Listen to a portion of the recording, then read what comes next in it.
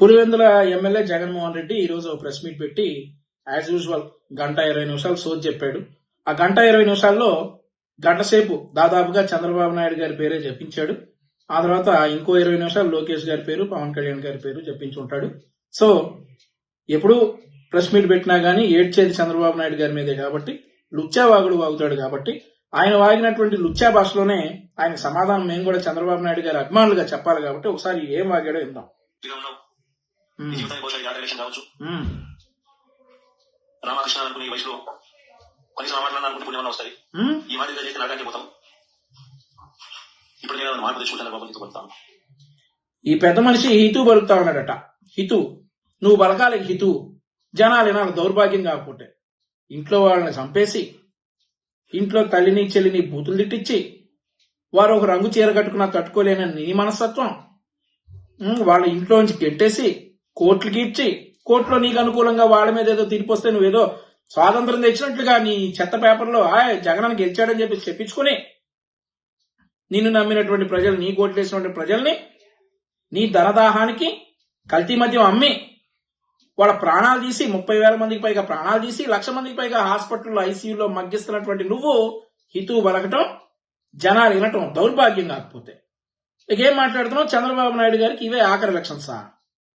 నీ అయ్యి కూడా అట్లాగే వాగి వాగి వాగి వాగి 2009 సెప్టెంబర్ 2వ తారీఖున హెలికాప్టర్ ఎక్కాడు. హెలికాప్టర్ ఎక్కేటప్పుడు పాపం తెలియదు ఆయనకు అదే ఆఖరి రోజు అని. 2009 ఎలక్షన్స్ ఆఖరి ఎలక్షన్స్ అని కూడా తెలియదు. ఎందుకంటే డిసైడ్ చేయాల్సింది నువ్వో నేనో ఇంకెవరో కాదు, పైన ఉన్నటువంటి భగవంతుడు డిసైడ్ చేయాలా ఇవేరా బాబు నీకు ఆఖరి రోజులు అని. ఆ తర్వాత చంద్రబాబు నాయుడు గారికి ఇవే ఆఖరి ఎలక్షన్స్, ఇవే ఇవే అని వాగిన ప్రతి ఒక్కడు ఈరోజు భూస్థాపితం అయిపోయారు. నువ్వు మరి వాగావు. అందరూ బాగుండాలి, అందులో మేము ఉండాలని అనుకుంటాం కాబట్టి నీకేం కాకూడదని అనుకుంటా ఉన్నాం. ఇంకో మాట చెప్తా ఉన్నావు, కృష్ణారామ రామకృష్ణ అనుకోవాలి. అందరూ కృష్ణారామ అంటారు కానీ నువ్వు రివర్స్ గాడివి కదా, కృష్ణారామ అనుకోవాలి. ఇంకో వీడియో చూద్దాం ఒకసారి. జగన్మోహన్ రెడ్డి ఒకసారి ఈ వీడియో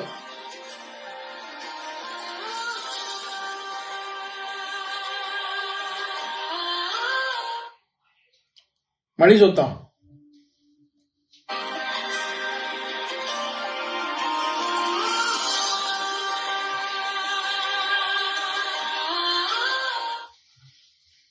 కొబ్బరికాయ కొట్టాలంటే పంతులు గారు రాయి ఎత్తి పట్టుకోవాలి. నువ్వు దాన్ని 11 సార్లు పెటా పెటా పెటా పెటా కొడితే గాని పగలదు.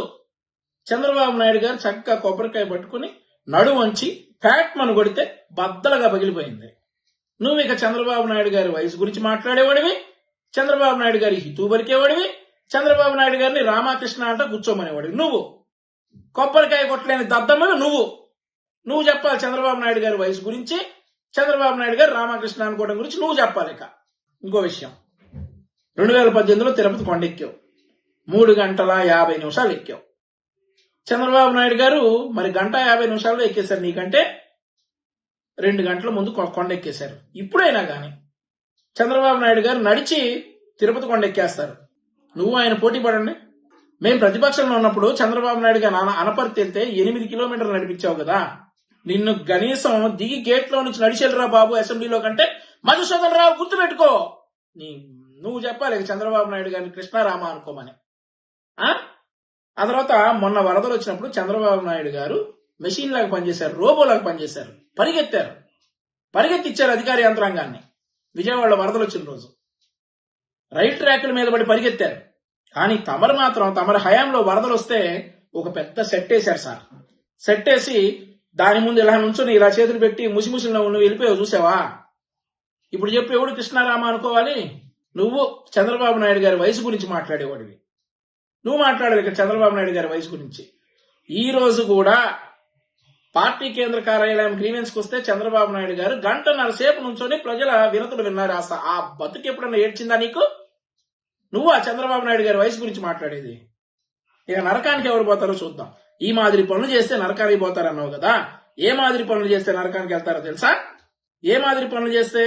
నీకున్న డబ్బు ఆశతోటి 30,000 మంది తాళిబొట్లు తెచ్చావు, తల్లులకు పిల్లలు లేకుండా చేసావు, పిల్లలకు తండ్రులు లేకుండా చేసావు, భార్యలకు భర్తలు లేకుండా చేసావు. ఈ రోజు కూడా కొన్ని లక్షల మంది ఐసీయూలో మగ్గుతున్నారు, అవయవాలు ఫెయిల్ అయ్యి నీ ధనదాహానికి. ఈ మాదిరి లుచ్చా పనులు చేస్తే పోతారు నరకానికి. నరకానికి పోవడం అంటే ఏంటనుకున్నావు? ఏ పార్టీ ఎవడిదో కూడా తెలియకుండా పీస్ అయ్యారు చూడు, ఆడిపోయి ఉంటారు నరకానికి. కానీ చంద్రబాబు నాయుడు గారు ఆంధ్రప్రదేశ్ రాష్ట్రానికి అవసరం కాబట్టి సాక్షాత్తు తిరుమల తిరుపతి వెంకటేశ్వర స్వామి పాదాల చెంత క్లైమోర్ మైన్లు పేలినా కానీ మృత్యుంజయుడై లేసొచ్చి ఈ రోజు మళ్లీ ఆంధ్రప్రదేశ్ రాష్ట్రం కోసం పాటుపడుతున్నాడు చంద్రబాబు నాయుడు గారు అనే వ్యక్తి. నువ్వు ఆయన గురించి మాట్లాడటం, హితువులు పడకటం రాష్ట్రానికి పట్టినటువంటి దౌర్భాగ్యం. చూద్దాం 2029లో ఎవరు ఎన్నికల్లో పాల్గొంటారో, అసలు వైఎస్ఆర్ కాంగ్రెస్ పార్టీ అనేది ఎన్నికల్లో కంటెస్ట్ చేస్తా లేదా, నువ్వనేవాడివి బయట ఉంటావా లోపల ఉంటావా, ఎవడు ముఖ్యమంత్రి అవుతాడో కూడా చూద్దాం. Wait and see. టైం కాలం అన్నిటికీ సమాధానం. Please subscribe to Leo News for more videos.